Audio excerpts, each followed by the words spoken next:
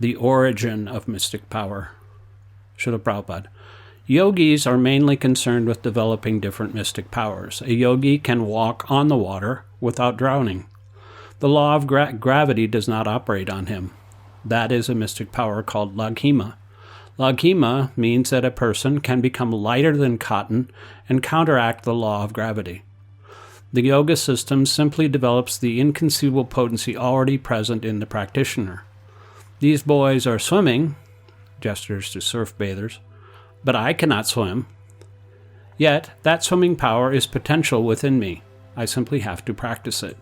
So, if mystic power is so potent in the human being, think how much more yogic power God has. Therefore, in the Vedas, he is called Yogeshwar, which means, quote, master of all mystic power, end quote.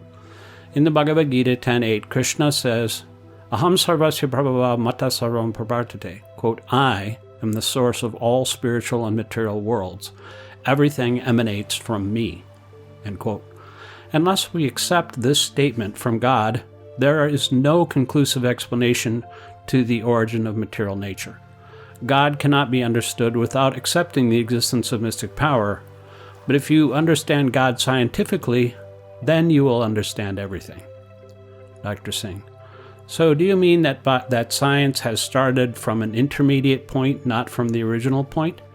Srila Prabhupada. Yes, that is it exactly. They are ignorant of the origin. The scientists start from one point, but where does that point come from? That they do not know, in spite of their vast research. One has to accept that the original source is God, who is full of mystic powers and from whom everything emanates. He himself says in Bhagavad Gita, Aham sarvasya prabhava mata sarvam pravartate, quote, I am the source of all spiritual and material worlds. Everything emanates from me, end quote. Our conclusions are not based on blind faith. They are most scientific. Matter comes from life. In life, in the origin, there are unlimited material resources. That is the great mystery of creation. If you drop a needle, it will fall immediately. But a bird weighing several pounds can float in the air. We must establish the origin of this floating. If we study nature, we find that every living entity has some mystic power. A man cannot live within the water for more than a few hours, yet a fish lives there continuously. Is that not mystic power? Dr. Singh. It is mystic power for me, but not for the fish. Srila Prabhupada. Yes, that is because mystic power is not uniformly distributed, but all the mystic powers exist in God, the origin of everything.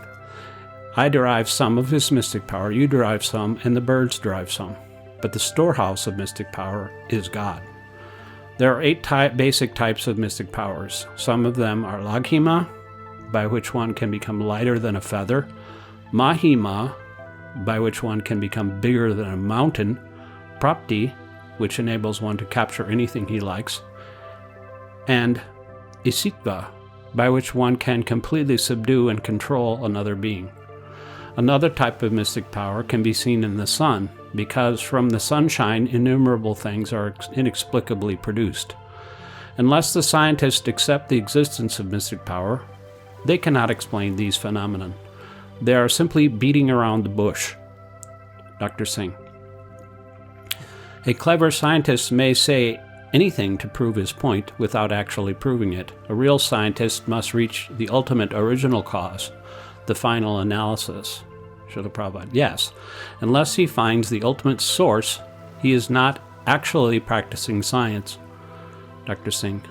Does understanding mysticism mean knowing that every day our bodies are dying? Srila Prabhupada. Yes. Dr. Singh. But the average man does not think he is dying. Srila Prabhupada. That is due to foolishness. Every moment he is dying, but he is thinking, quote, I shall live forever, end quote. Actually, death begins from the very moment of birth. Our analysis of the problem is that since people are dying, we should stop their death. But the so-called scientists are not only accelerating the process of death, but also refusing to take constructive advice to correct themselves.